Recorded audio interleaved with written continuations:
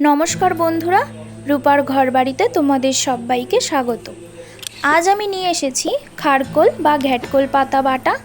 এই রান্নাটা অত্যন্ত পুরনো দিনের একটি রান্না। তো এবার খারকোল পাতাটা ভালো করে কেটে বেছে নিচ্ছেন আমার শাশুড়ি মা। বন্ধুরা সবাইকে অনুরোধ রইল আমার চ্যানেলটিকে সাবস্ক্রাইব করে দেবেন, তাহলে রোজকারের ভিডিও সবার আগে তোমাদের কাছে পৌঁছে যাবে। তো দেখো এখানে পাতাগুলো ধুয়ে নিয়ে এসেছি। আর লাগবে এখানে 8 থেকে 10 কোয়া রসুন, কাঁচা লঙ্কা আর কালো জিরে।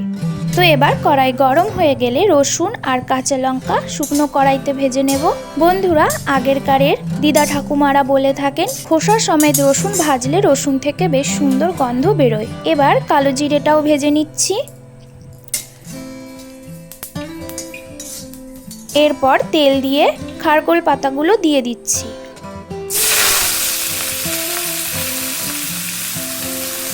আর পরিমাণ মতো নুন হলুদ দিয়ে এবার ভালো করে ভেজে নেব।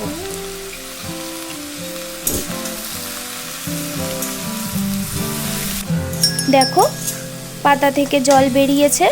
এবার 3 মিনিটের মতো ঢাকা দিয়ে রেখে দেব যাতে পাতাগুলো নরম হয়ে যায়। এবার 3 মিনিট পর ঢাকনা খুলে নিয়ে আবারও ভালো করে ভেজে নেব যাতে কোনো জল না থাকে, তাহলে কিন্তু বাটার সময় খুব নরম প্যাচ প্যাচ করবে, খেতে একটুও ভালো লাগবে না। আমার পাতাগুলো প্রায় ভাজা হয়ে এসছে। এবার গ্যাসের ফ্লেম অফ করে রেখে দেব ঢাকা দিয়ে 5 মিনিটের জন্য। তো দেখো 5 মিনিট পর ফিরে আসলাম। এবার ঢাকনাটা খুলে নিচ্ছি। এবার পাতাগুলো তুলে নিয়ে আমি শিলে বেটে নেব।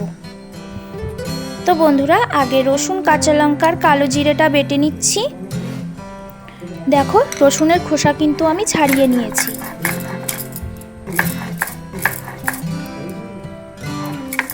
এবার ওর মধ্যে পাতাগুলো দিয়ে বেটে নেব।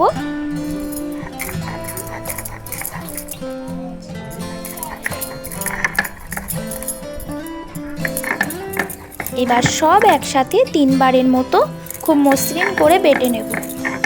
তো বাটা হয়ে গেছে। ব্যাস এবার গরম ভাতের সাথে কাঁচা সর্ষের তেল দিয়ে ঝটপট বাড়িতে বানিয়ে খেয়ে ফেলুন।